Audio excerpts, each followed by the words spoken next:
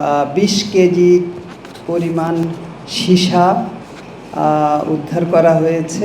আমাদের ত্রয়োদশ সংসদের প্রথম অধিবেশনে আমাদের মাননীয় স্বরাষ্ট্রমন্ত্রী সালাউদ্দিন আহমেদ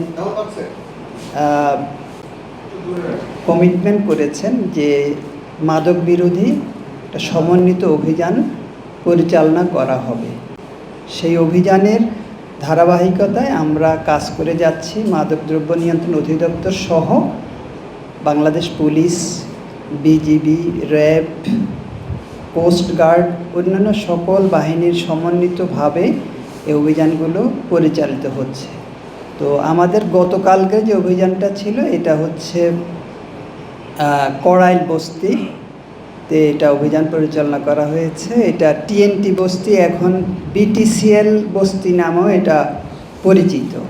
তো এখানে অভিযান পরিচালনা করে আমরা যেটা পেয়েছি, এখানে আমরা 2 জনকে গ্রেপ্তার করতে পেরেছি এবং আমরা 20 কেজি পরিমাণ সীসা উদ্ধার করা হয়েছে।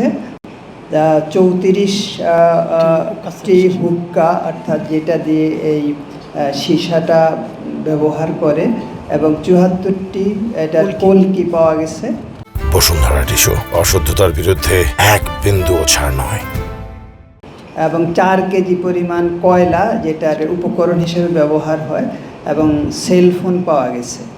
তো আমরা যেটা জানতে পেরেছি যে এই বস্তিটা আমাদের যে সমস্ত এলাকায় বনানী এবং গুলশান এলাকার অ্যাডজাসেন্ট, এটা একসাথেই পাশাপাশি।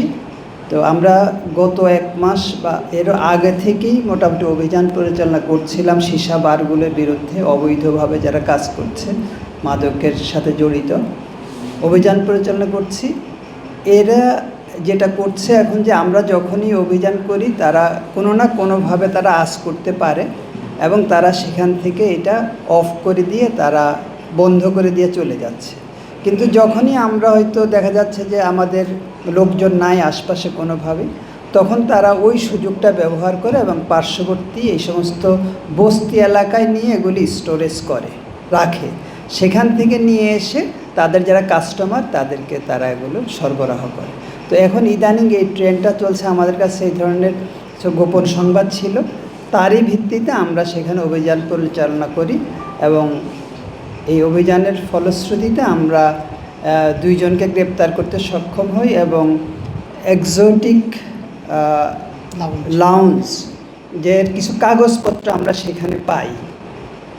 সেই জন্য ওই যে এক্সোটিক লাউঞ্জের সাথে আমরা যতটুকু তথ্য প্রমাণ পেয়েছি, প্রাথমিকভাবে তাদের একটা গভীর সম্পর্ক আছে এবং সেই জন্য আমরা তাদেরকেও এই মামলার সাথে, ইতিমধ্যে মামলা হয়েছে এবং তাদেরকে আমরা এটাতে সম্পৃক্ত করেছি এবং এখন তদন্ত চলমান রয়েছে।